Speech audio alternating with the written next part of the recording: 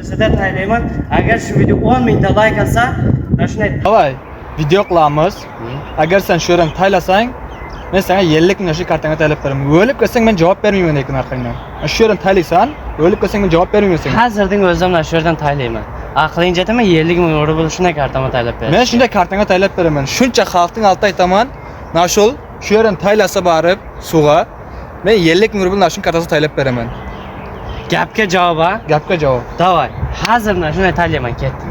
Tayla. Qo'ldan mana shunday tayyorla, hozir mana shunday taylayman. Tayla men senga shu olib beraman. Mana shunday sport ketadi. Hozir mana shunga daryoga o'zimni taylayman.